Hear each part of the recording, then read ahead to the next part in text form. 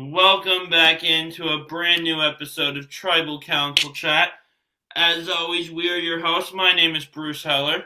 And my name's Brett Parnell. And you're back. You weren't on I'm the I'm Survivor back. recap last week. The last I thing... was not I was not on the Survivor recap last week. Like you were saying 2 weeks ago, we were in the same hotel room in Missouri.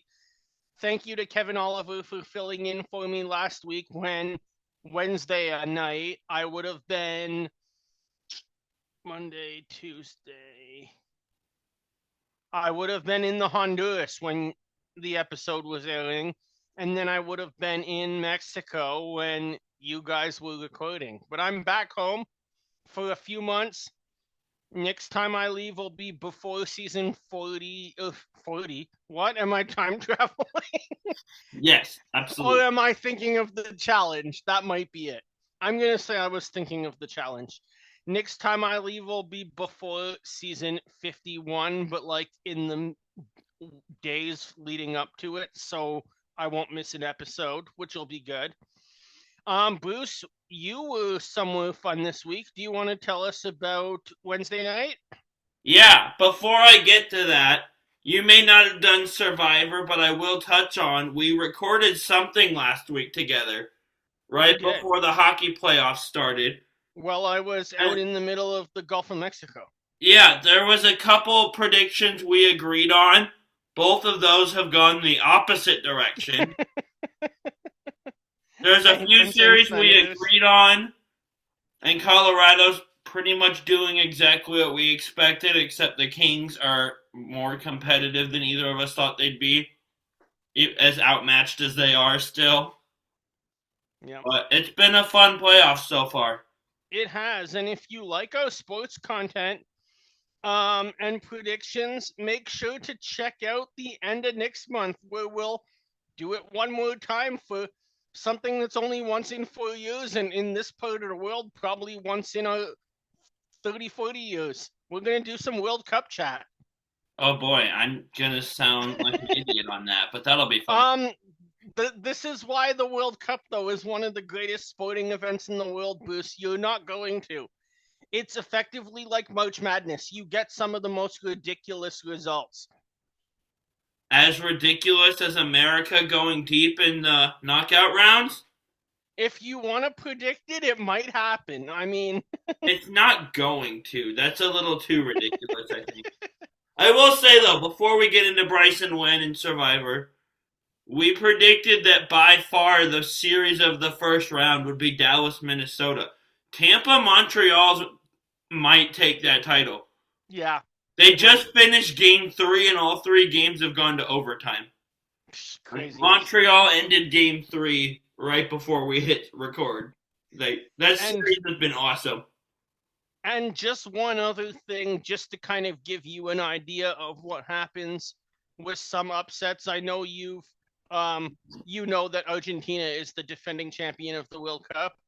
Yeah. Argentina started off the World Cup run that they won with a loss to Saudi Arabia.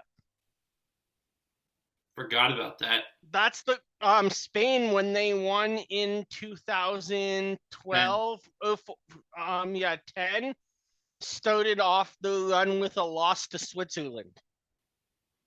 Huh. So there's no right or wrong. If 2018 Spain lost to the host nation Russia in a knockout game. You Come on, World LA Cup Kings. Pull it off.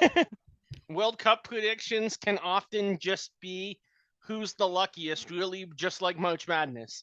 There you go. Maybe the Anaheim Ducks will pull that off in our first round. They've looked better than I thought they would, and McDavid stinks so far in the playoffs. So They have. I don't think McDavid has a point yet.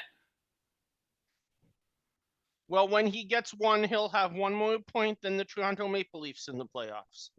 Yeah, and I'm surprised that dig took so long. I can turn my iPad off now. I was watching the end of Tampa Montreal, but I don't need to start another game that just started while we're recording. Nice. But Well, no, yeah, let's get. Go ahead. Bryson Wynn party came to St. Louis this year for the first time. So much fun. Yeah. Met Pops and Jeff from a couple amazing races ago. Met Scott and Nice. Lori from that same season. They Nice. were super nice, and Scott followed me on Instagram the next day. Oh, sweet. Met Sifu for the 4th time in 4 parties I've been to now. Nice. And so much fun. Always good to talk to Bryce, of course, and Wendell. Wendell wasn't at the last party I went to, so it's good to see him again. Oh, nice. And Bryce just has an incredible memory. All the people he meets, like, he always remembers me and Kevin. Oh, wow. Remembered something Kevin told him when Kevin went to Nashville last month. I'll have to come out with you guys to one soon and see if Bryce remembers me from the first ever Bryce and Wen Presents Season 41 premiere in New York City. That might be a bit of a stretch.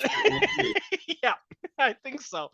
But it's kind of neat for how big the two of them have, like, built this brand to say I went to the first one. Oh, yeah.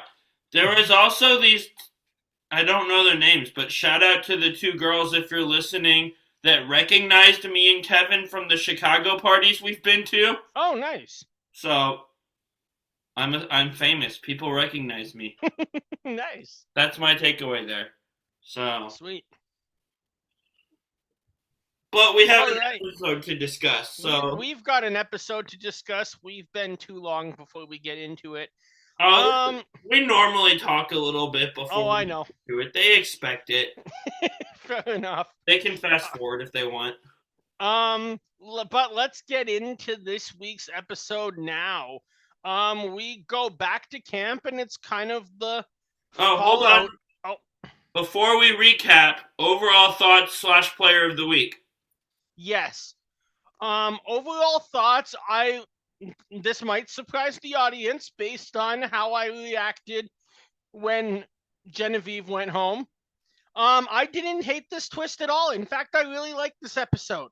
This one didn't send your favorite player home. That's the difference. Well, that's true, but this one also I can point to a cause and effect of Chriatian did not complete the puzzle, had a consequence, and it cost him at Tribal. Yeah. In contrast with, yes, was Genevieve my favorite player of the season? 100%. But at the same time, and I've said this to you online, or I might have said it to another friend. I'll repeat it here for the audience, if you know what I'm going to say or not. Oh, well. The Genevieve in 50 should have been remembered at like a Ben or Russell or Tony level of finding idols in the game. Yeah. That should have been her legacy. And instead, her legacy is going to be went home pre-merge because none of that counted. That's why I was so ticked off about it. Yeah. Also, random fun fact I just read before. Sorry to get distracted. The Baltimore Orioles hit so many home runs tonight that they ran out of home run fireworks. We know who they were playing. I wasn't going to say that part. That's always funny to me when stadiums run out of home run fireworks. That's all. I've seen that happen at an Ottawa Canadian Football League game once when Ottawa got like up to 49 points in a football game that we ran out of touchdown fireworks. Well, the Orioles did that, but anyway, yeah. I'm starting the Sox pitcher in fantasy, so good job, me. Yeah, you should have known better. You follow this team. You know you've told me they have no pitching this year. What are you doing there? Finding the best available starters and adding them to my team this morning so that way I can get more strikeouts.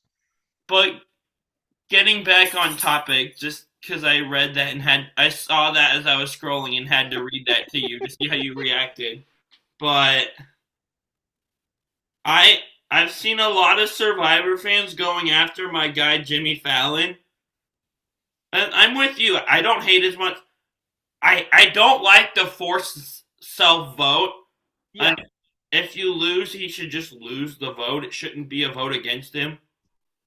And specifically, within the self-vote, I wouldn't even mind that as much if he wasn't forced to read it publicly in front of everyone. I thought the self-vote was actually a good twist. I do agree with you. Reading it public made it a little too easy for the other players. If he can just read it to himself, he has a chance to bluff it and like lie and say it says something else.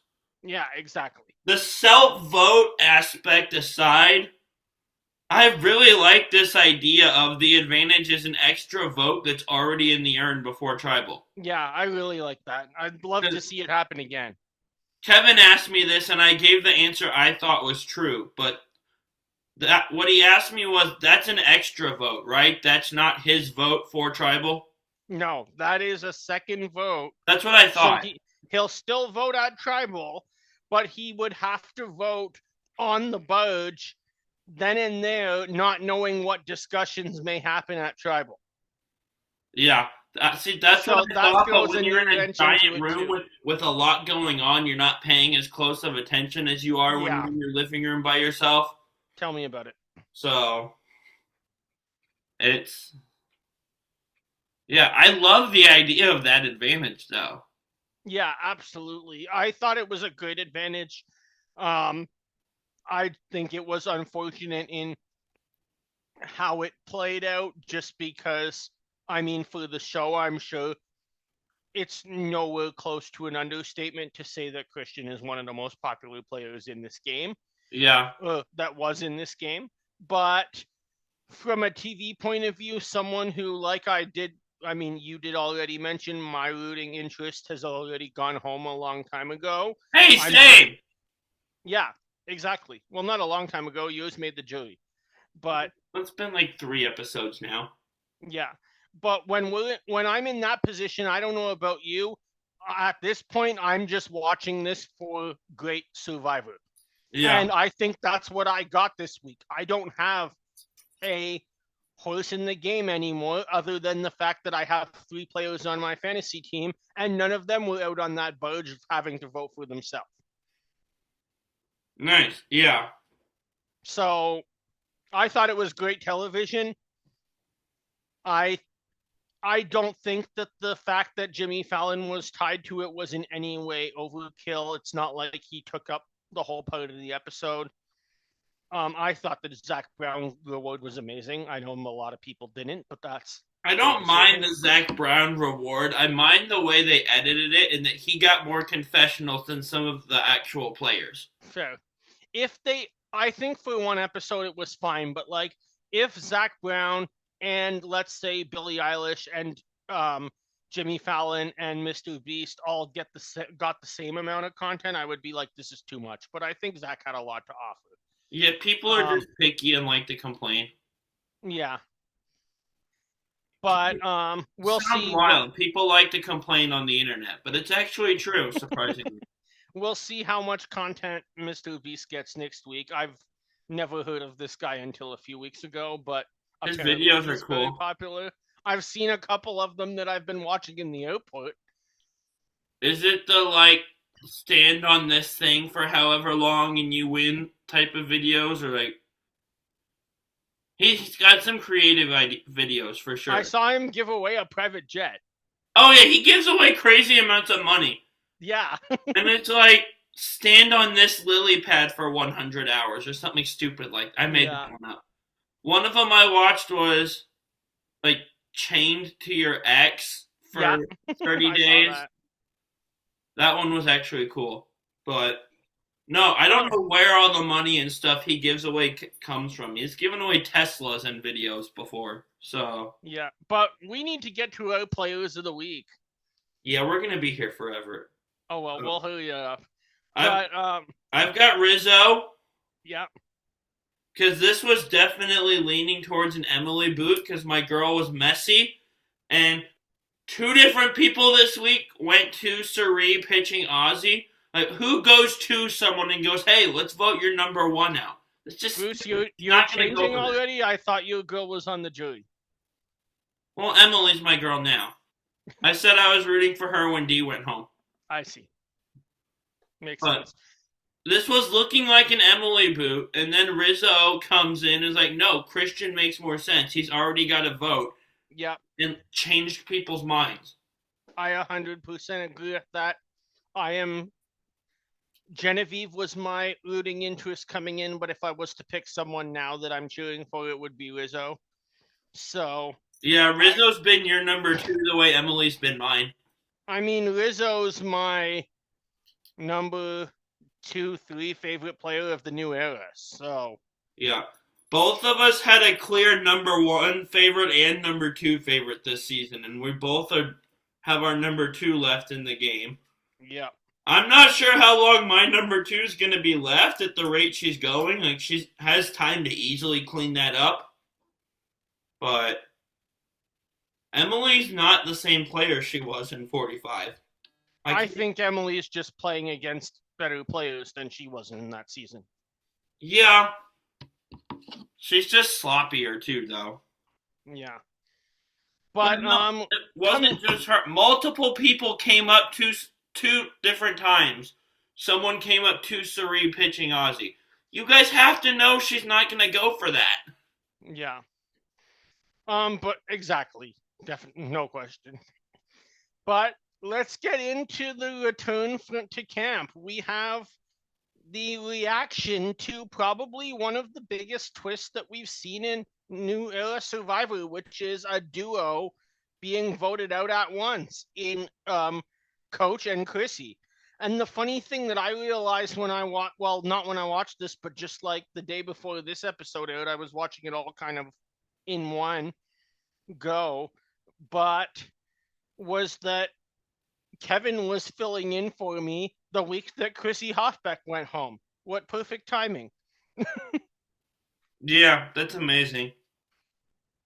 Also, I don't have draft standings, but Christian was the last remaining member of Steve's team. So, pretty much still you and Kyle front running with me close behind. That's Yeah. the update I have. We will see what happens. Yeah. I have a feeling between the three of us, it might come down to like the finale. Yeah. If I lose another person, I'm done. I need you two to lose people before me. Yeah. But it's been a fun draft so far. You have who left? I have Stephanie and Emily left, who I felt good about coming into this past week, but Yeah. Emily almost went home. Didn't receive votes, but was the main target for like 10 minutes of the episode. Well, Emily's just been very messy this whole season. Which she really wasn't her first season. I don't really. Yeah. She's just sloppier, but. But either way, what's your reaction to the opening scene and players coming back to camp after we see Coach and Chrissy both head to the jury together? It's interesting. It's kind of what I expected. I mean, if you're Jonathan, you lost two allies there. Yeah. And same thing for Stephanie. Not a good spot for Jonathan. The good thing for Jonathan is that we're in a part of the game with individual challenges. Yeah. The bad thing for Jonathan is Coach and Ozzy are also on this season. She's getting Coach and Ozzy, Joe and Ozzy is what I meant to say. She's getting a quiet edit. Like, it's not really positive or negative. It's if she hadn't had a whole journey to herself, I'd say she's getting kind of purple. But Stephanie's not in a great spot here either. She's in the same boat as Jonathan as far as just lost two allies. They're just not giving her almost any of an edit for some reason. Well, I know that I can guess the reason, but what's the reason? Because I'm guessing they're editing it this way to minimize her because she's getting so much flack off the show. I would have not thought of that because they seem. I found that they were hyping her up a lot, like before the season started when all of that was still going on. So that's but then it came back up like right as the season was starting. And the only like solo content we've gotten from her was the journey she went on where she did the arm thing. Yeah. I could be wrong. It could just be it's a strong cast and she's not a main player this season. But I wouldn't be surprised if they're kind of trying to save face a little bit. My thought is that Steph is probably just in a position where she maybe comes 7th or 8th and doesn't offer a ton compared to the players who make the top 4 or 5. Yeah. That's Like, probably right. My and theory if does make sense. no matter what season it is, if you're on a season with say Suri and Christian, that airtime is going to be at a minimum. And Coach also. He's gone. Yeah. So. And now that it'll be interesting to see, I think the next couple of episodes will really tell us what's going on as we get towards that final third and into the end game. Because after we see another episode, we'll be watching a full episode of Survivor 50 without Christian Hubicki and without Coach. Yeah. And that opens up a lot of room for them to really spread the confessionals around. Because those two are confessional giver entertainment. It does, but there's also a chance that it's like 90 minutes of Suri confessionals or 89 minutes and then 1 minute of Rick. But that's probably going to, if that's the case, that's probably going to tell us that Suri is about to become a Survivor winner. Yeah, she's in a good spot. I still refuse to believe they let her make it to the end until I see it, but she's put herself in a good spot. Yeah. I don't know how she would get to the end because we've seen this happen so many times, all the way from Panama to Australia versus the world, where Suri's just too big of a threat in that 4, 5, 6 spot. But if she does get to the end, she's going to win the game. Yeah. So, and the more I think about it with Stephanie, I think you're right that my mind went where it did because I'm online so much and I see all the complaining. But they're probably not thinking about that. And you probably see me doing a lot of the complaining. I actually don't. Okay. I know you agree with it, but I don't see it coming from you. I 100% agree with it. I'm, to be honest, not a big Stephanie fan, at least in the context of like I know you are. I mean, this past offseason, and we don't need to delve completely into it because it gets political quickly. I'm not going to defend her on part of it. 100%. Where it started, I kind of don't care, but her response to the starting of it from someone else, I can't defend that. Yeah, no question. But she's on my draft team and I want to win, so I still want to see her go deep enough. Like, she can't go home in the next episode or two or I'm cooked. So, well, if you want to win, you need her to win the game because Emily Flippin is not going to win this game. I don't need either of them to win. I just need them to place deeper than your and Kyle's people. Fair, but me and Kyle both have 3 people left, and there's only so many votes before. No, Kyle only has 2. Oh, so I'm in the best position to win now. You have a higher potential, but like his worst score is better than your worst score. Yeah. So like, I forget how Kevin explained it to me. It's basically a toss-up, even though you have more players left. Yeah. If one of my 3 players don't go home like this week, my odds will go way up. The good thing is I have secured beating Kevin, and I came in saying if I can't win, I at least want to beat him. And I've done that, so. You and I adding more teams to the draft. Kevin's going to end up like the 1968 Maple Leafs. Wow, that's 2 Maple Leaf digs in one episode now. We should give you a Maple Leaf jar that just every time you mention them, you put $1 in it. So, where were we? We are going to the challenge, and we have a new player in this challenge. This was fun. I mean, I know some people criticized it for a season like 50. This is an iconic number. It's halfway to 100. Seeing Jeff compete in the challenge, I just thought was great television. It's so much fun. And here's the funniest thing: is me and Kevin were standing on this set of stairs. My mom was on the other side of me at the bottom of the stairs. I saw what challenge it was, and I'm immediately like, okay, who's gonna Gabler this thing and just dedicate every minute of this challenge? Which was funny at first, but like at a certain point with Gabler, I'm like, okay, this isn't funny anymore. You're going on forever. When I said that, I had no idea it would be Probst that would literally do the Gabler thing. Exactly. But no, I love this. I thought it was also great too because Jeff integrated himself where he was able to build that TV moment of that we're going to talk about for a while. Remember when Jeff competed in a challenge? That's going to be a Survivor trivia question. Oh, yeah. Down the 25 years from now, if this show is not on the air anymore, use that buzz and whatnot. Is what challenge did Jeff Probst compete in Survivor 50? But he inserted himself into the challenge perfectly in a way where it's like, we know Jeff believes wholeheartedly in all aspects of this game that the players don't need rice. He knows that people in the audience are divided on that, and he knows that the players really believe they should have rice. So by this integration, it wasn't Jeff saying, if I beat one of you, nobody gets immunity, or for you lose your vote.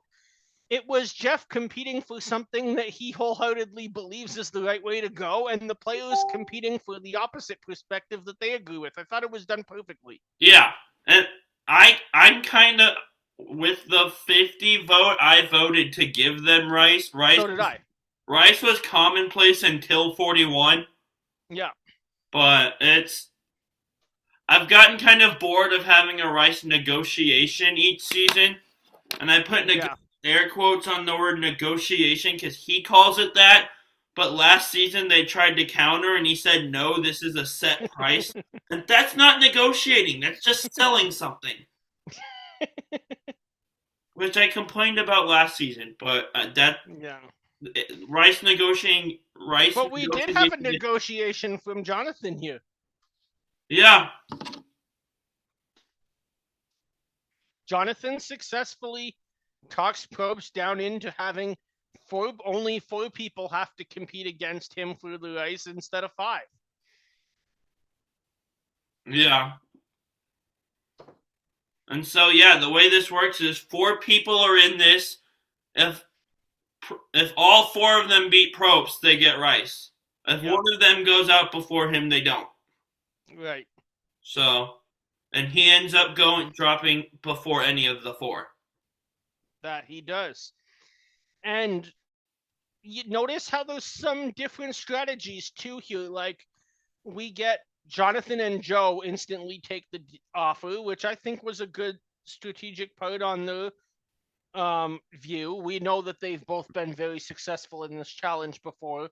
Joe holds the record for this challenge, set in 48 2 seasons ago. But then we see, say, Tiffany step up and say, I'll do that too. And for someone in Tiffany's spot who hasn't really got a ton of time in this season that she probably deserves more of, this was a good spot for her to input herself into the being a main character for an episode. Yeah. And good for her. She deserves that. She came after one of my 45 people I came in rooting for, so I don't appreciate that, but I understand it. Well, yeah. The past couple episodes, her edit, she was getting little to no edit also until the past 2 or 3 episodes, and her airtime has been growing exponentially. Yeah. So then we have the Probst drops out. Rice is done, but this challenge is still continuing for immunity, and it ends up being Jonathan Young versus Joe. Yeah, the final 3 are Ozzy, Jonathan, and Joe. What a shocker. Who could have guessed it would come down to them? I mean, to a point, it is a little different in that this is one of those challenges where the weight is not equal. It's 25% of your pre-game body weight. So sometimes you always do get a surprise. Like I know when those challenges say go all the way back to Exile Island, Danielle and Courtney ended up being the final 2. Yeah. I wasn't surprised Stephanie was good at this, though. Yeah.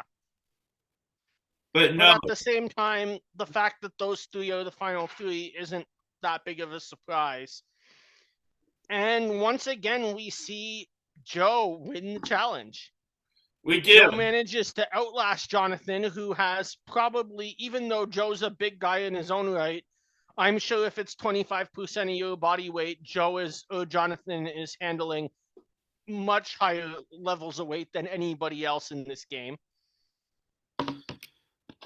As far as like 25% of the body weight, I think this is one of the ones where like someone like a Courtney Yates, who already comes in thinner than most contestants, Yeah. could be surprisingly good at this. Oh, yeah. Absolutely. Because it's like everyone's facing the same percentage, but it's still more weight that other people are facing. That's right. So, That being said, before we move on to the twist, I just got to say, Jeff actually did, especially for someone that can't win any money out of this. And I've heard some interesting stories about how the $1 million prize has a big impact on your body and your mind in endurance challenges. Jeff put up a good performance here. yeah, he did. I was kind of rooting for him, honestly. Like, I wanted them to get rice, but him winning would have been hilarious. Yeah, absolutely. Then we get a decision to make, I guess we can call it. Jeff decides that Joe, for winning, has to send somebody to Exile Island. And I guess they'll to a journey, but he didn't say Exile Island. I'm getting the two confused. But they have to go off to compete in something. Did you think that there was any possibility here, just before we get into the process, that Joe could have decided, hey, I've already got immunity, I'm going to try to send myself and see what Jeff said? That's exactly what I would have done. I don't think that thought crossed my mind, but that's smart. I mean, he has immunity. Yes, he can still lose his vote. So there's nothing technically wrong with that in the context of a Jody. This one, it might not have worked. Maybe off camera they told him you can't, but that would have been the first thought in my mind, is if I'm Joe, I wouldn't have bothered seeing who wants to go and making them do rock, paper, scissors. I would have just said, I'm doing it. Bye. Yeah, I appreciate the rock, paper, scissors, though, instead of just him choosing someone, because he doesn't get blood on his hands this way. Yeah, absolutely. He can just say, hey, rock, paper, scissors. It was chosen by chance. And in contrast, when he does that, he surprisingly gets a number of people that want to go. Yeah. I think that shows you the difference between the newbie seasons that we've got from 41 to 49. Now we're in 50. Is that going on a journey is not run and hide. It's these players all want to go because they recognize that this game is so close and so competitive and anybody can win, and it's worthwhile to take risks and have the possibility of a reward or a consequence, because nobody else will be able to help you get forward in the game other than yourself. Yeah, for sure.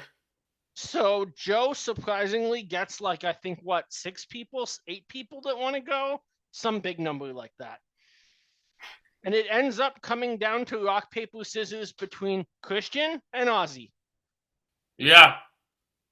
Chriatian gets it, and Ozzy is pissed off. Yeah, I bet that pissed off went away when he found out what the result. I bet so.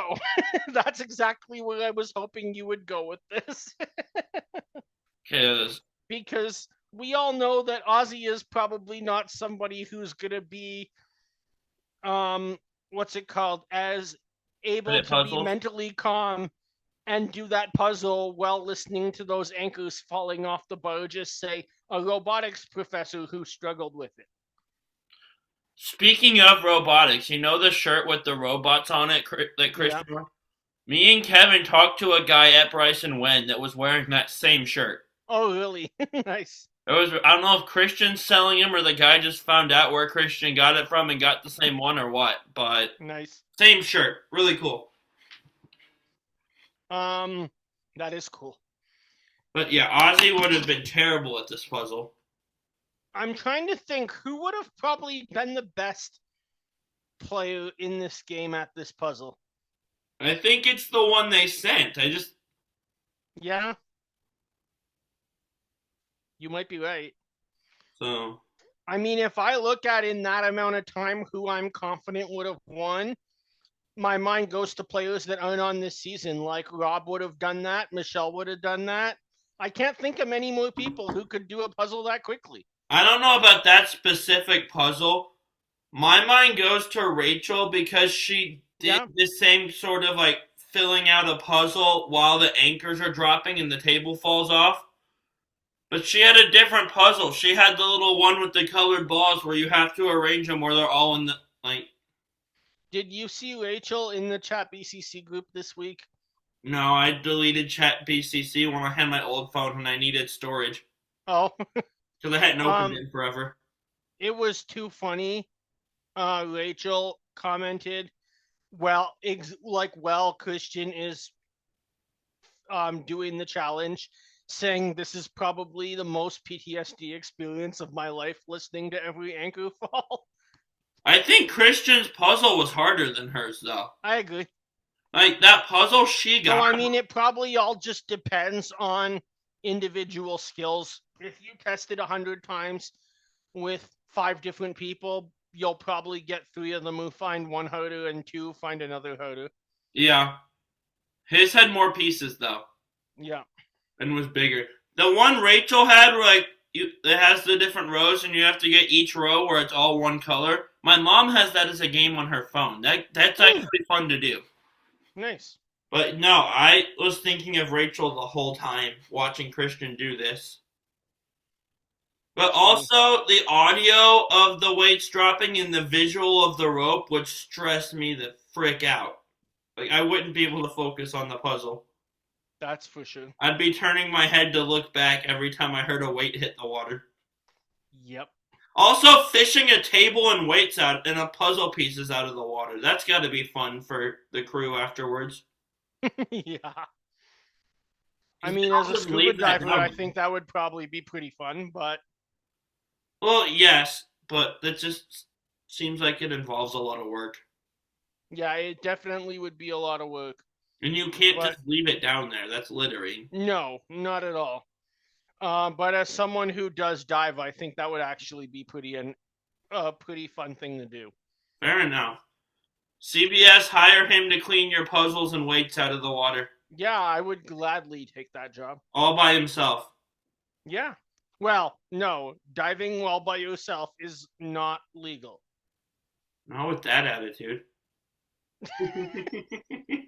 I didn't know that actually. That's interesting. Yeah, you can't scuba dive by yourself. You have to scuba dive at least in a pair of 2 certified scuba divers, so that way, if one person was to say go unconscious, the other one can drag them to the surface and call for help. Interesting. Get that passed out person on a boat and rush them to a hospital. Yeah, that tracks. There's been some stories of people who think that they're too good to follow the rules and who have done things like gone diving on their own, and it's never a good thing. I watched a documentary of a New Zealand Special Forces soldier who decided, well, he went diving with a group, but he decided, hey, there's something cool. I'm going to go explore it on my own. Ended up hitting his head against a rock, passed out, floated away, came up to the surface like when he was conscious again pretty quickly after, and got stuck in a current and ended up being lost at sea for like 2 weeks. Yeah. He survived because lucky enough he caught some lobsters while he was down there, so he had some food in a bag. Oh, nice. But that's not related to survivor. No, that's So Christian now has lost. He unfortunately does not get to cast a vote early. I think that would have been really fun to see what would have happened, like if you can vote for the right person based on what you know of is going on in the game. What's the move there?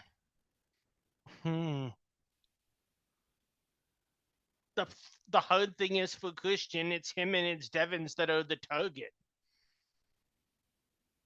I feel like I don't know what the correct move is. I feel like his move would have been Ozzy because he had already mentioned Ozzy at that point.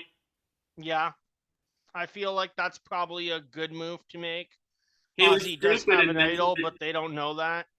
He was dumb and mentioned Ozzy to Suri, but Ozzy has an idol that Ozzy didn't do anything to get. I'm just gonna throw that out there. Yes, but Ozzy is absolutely the type that would go home with an idol because he thinks he's fine. Ozzy would go home with 2 idols. Yeah. The question is, would Ozzy give up immunity when there's a 4-person alliance that's all angry at him? That's the real test here. And I don't know that he would. I don't know. I'll hold my thoughts on that till later. Oh, shout out to Eric. He's awesome. Yeah. So then that leads Chriatian to have to go back to the tribe and take the walk of shame, or is it the scroll of shame? Either one. Yeah. And now everybody, including Rizzo, knows that Chriatian already has a vote against him. This is what I don't like, and I already don't like the self-vote, but I wouldn't mind it if it wasn't for this. Like, him having to read that in front of everyone. Yeah. Basically I sends think him home. it takes a lot of cards that Chriatian could possibly play out of his hand and makes it too easy. Like, if we still had the self-vote, but he read it to himself, he could have bluffed, he could have found a way out of it. There's nothing he can do here. Once he reads that to everyone, he's as good as dead, basically. Yeah. 100% agree. So, it stinks, but yeah. But then, yeah, like you say, anything you want to add to this part before we get into tribal? And no, I mean, I don't really think there's much left in the episode because, like you said, once other than Emily needs to cool it. I've been saying that for 2 months on this podcast, and I'm still not fully on board with the crowd that thinks she's just terrible and a complete loose cannon this season. I am. But this was a bad week. You know that. I know you are, and I'm not fully jumping sides, but this was a hit against my argument this week. Yeah, it definitely was. But she almost went home. I thought she was going home. I was shocked that she ended up getting 0 votes. Yeah. One other thing that I guess just to bring up here, it really shows how good of a game Suri is playing that people are coming up to her and telling her to vote out her number 1 ally. That's just them being stupid. Why? She's never going to go for that. Why would you tell her you're targeting her number 1? Yeah, but that's the point, is do these people necessarily know exactly where Suri sits in the game, or is she running circles around them without them even seeing it? True. You make a good point.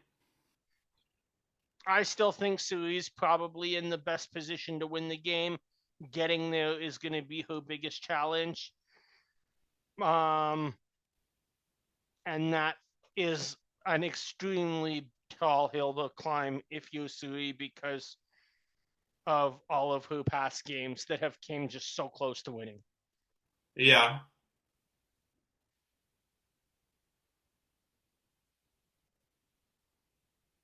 So, anything you want to... I'll say this from Tribal, and this was something that also that mine and Kevin's friend we were talking to, there was the Chriatian fan mentioned after the episode. Christian goes home. He gets some votes. Gets some votes. Ozzy gets votes from Emily and from Devins. Because Devins couldn't write Christian's name down, which I respect him for. Yep. But this guy made a good point to us. If you're gonna split votes, why wouldn't you put the majority on Rick? The whole point of splitting the vote is in case the guy pulls the idol. That's But true. wouldn't you put the majority on the guy that has the idol? Or that you think has it? Yep. What's the purpose of splitting if you're not putting the majority on him? Why not just put them all on Exactly. Christian? It doesn't make any sense. That's my only thought from Tribal. They did a really weird split that they didn't need to do.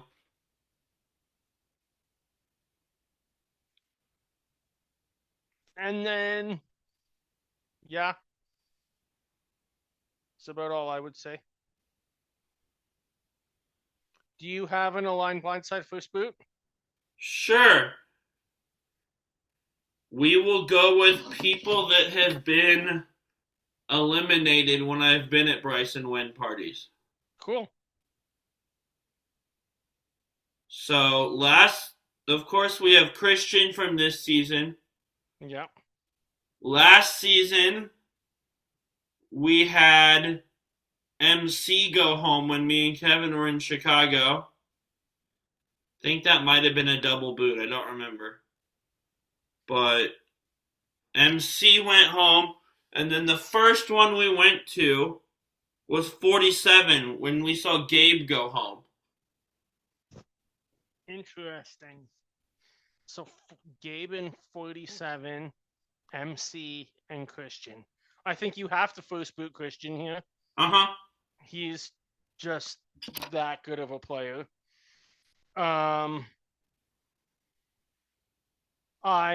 going to work with MC to go to the end of the game. She seemed very good all around. Somebody who might be able to beat you, but who also we've seen go home earlier and who played a very good game, and that leads me to blindside Gabe. What about you? You gotta first boot Christian. Yeah. I don't really have a ton of explanation or reason. I'm just kind of going with my gut. I'm going to align with Gabe and blindside MC, but that could go either way. Nice. This was fun. Well, I'm blindfolded. Oh, right. Forgot about that. You're here too. Yeah, I'm here too. I'm not still on a ship. Well, you're just gone so often. I'm kind of just used to it by now. I'll be here for 4 months. The last time I was gone, I came to visit you. I know. That was so much fun. I'll have to come back sometime. Yeah. Amazing city, amazing food. If you ever get a chance, go to St. Louis, message Boost for local recommendations. It's my turn to travel. We talked about seeing each other in person every year. It's my turn to travel next year, 27. It is. I will see you in Canada. Season depending. So it may be a Survivor season. It may be off season. It may be snow and ice. It may be summer. We don't quite know. Yeah, I have no idea when. I'm waiting for the NHL to drop their schedule.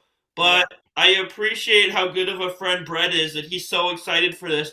I'm getting texts like this week of, hey, when you come next year, I'm taking you here. I'm taking you like a couple texts of these already. So I'm excited. Well, your story about mint chocolate chip ice cream just gave me an idea because I had no idea that we both like the same flavor of ice cream. Yeah, you sent me Schwartz's, which you told me about before. Yeah, in Montreal. So, and Hall of Fame. So, I'm excited for this trip that is months, maybe even a year away. So, yeah, it'll be good regardless. Yeah. Either way, Christian went home this week. I will not give you Christian in mine. I'm going to give you 3 other people. But you are going to get an aligned blindside first boot of 3 players that are tenured professors. There's 4 of them I've taken Christian off. So So Bob and who else? no, Bob is a high school science teacher, Oh, I knew he not was a some sort of college teacher. professor. Your options are Professor of Film and Television, Max Dawson from Worlds Apart, Wow. Professor of Mathematics, Vitas Bascurius, or however you pronounce his name, from Blood versus Water, Interesting. and Professor of Marketing and Business at the Kellogg School of Management at Northwestern, Dr. Kelly Goldsmith from Survivor Africa. Whoa, that's a good pull. Shout out. I was actually thinking about a Worlds Apart deep cut the other day. It wasn't Max, though. You know who crossed my mind on Wednesday night while I was in the car was Vince, the coconut vendor. Interesting. You And know I was what? I was thinking that you know how I call War Dog Walmart Tony? Yeah. Vince the coconut vendor. I think I know what you're going to say because I say this a lot. He's just Walmart coach. No, that wasn't what I was going to say. Oh, well, he's got the long hair. He's got the self delusion. He's a seer of truth. Being a coconut vendor makes him a seer. Do you want to know who I get him confused with all the time? Who? Joe Anglim. Oh, they played on the same season. That's yeah, and I keep have mixing the two of them up all the time. no. Vince is Walmart coach. That is But good. you I didn't like give that me one. Vince. You gave me Max, who is a much more sensible human being. Yes. Someone who is, I think, well liked in the fan community, maybe not as much by production. He podcasted with Corinne back in the day, which was Nice. fun. Nice. Also, I forgot to mention during the episode, we've been getting fun montages this year. We got a montage of spicy/sassy Jeff. Yes. Of just him fussing or making fun of castaways during challenges and getting sassy. That was funny, especially with Nat 10. And we got the Penner quote where he tells him to stop bitching and start throwing, which is yeah. just crazy. But getting back to the three names, I'm gonna first boot Max. Okay. You know what? I take that back because I feel like Vitas might take getting blindsided personal based on that was my thought. Based on Blood versus Water and people teaming up against him in a redemption challenge. I'll first boot him, and I'll blindside Max because I want to work with Kelly Goldsmith. Yeah, I'd agree with you on that one. Just don't tell Lex.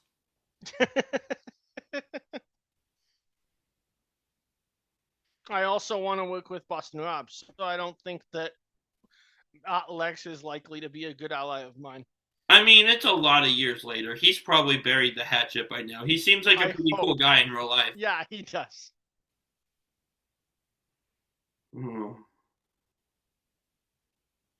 But yeah.